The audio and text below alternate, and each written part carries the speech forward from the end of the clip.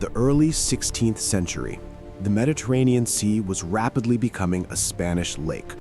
Fresh off the triumphs of the Reconquista, the Spanish Empire did not stop at the shores of Europe. They crossed the sea to crush North Africa. Under the banner of King Ferdinand, Spanish armadas systematically conquered the coastal cities of the Maghreb.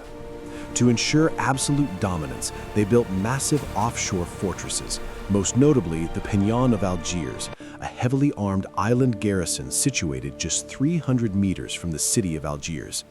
Its cannons were pointed directly at the heart of the city, placing the local population in an absolute humiliating chokehold.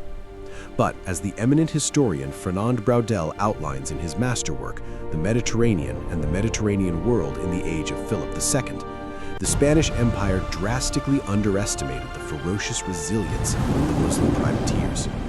Out of the eastern Aegean came two brothers who would change the destiny of naval warfare, Oruç and his younger brother Hızır.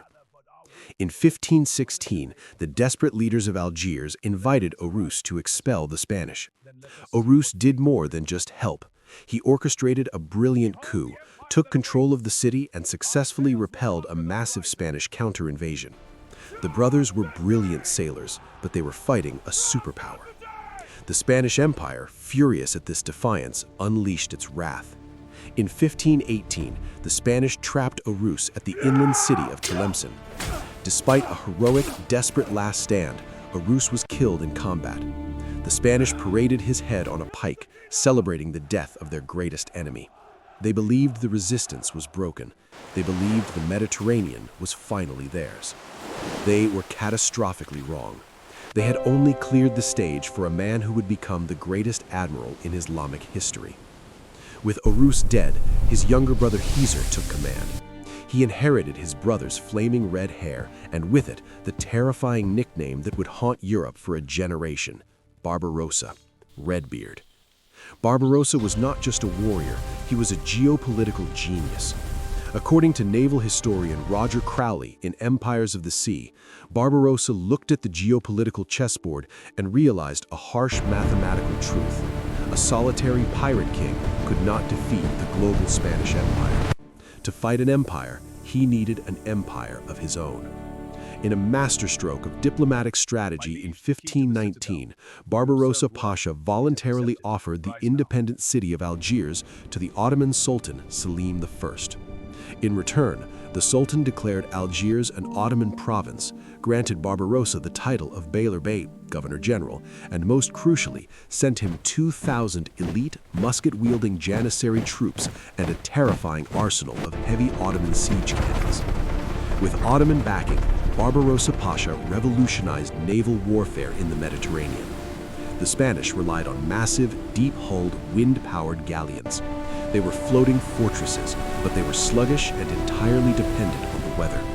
Barbarossa countered them with a fleet of galleots, sleek, shallow-draft, oar-powered galleys. Barbarossa's tactical doctrine was built on speed and asymmetric warfare. His galleys could row directly into the wind, outmaneuvering the heavy Spanish ships that sat dead in the water without a breeze. He used the shallow coastal waters of North Africa to hide his fleets, striking Spanish supply lines with terrifying speed and vanishing before the heavy imperial armadas could respond. In 1529, Barbarossa Pasha finally turned his attention back to the ultimate symbol of Spanish oppression, the Peñón of Algiers. For over a decade, the Spanish fortress island had menaced the city. But now, Barbarossa had Ottoman heavy artillery. For over 2 weeks, he subjected the Spanish fortress to a relentless, devastating bombardment, shattering the stone walls and forcing the starving, battered Spanish garrison to surrender. But Barbarossa's true genius was what he did next. As structural historians note, he did not just destroy the fortress.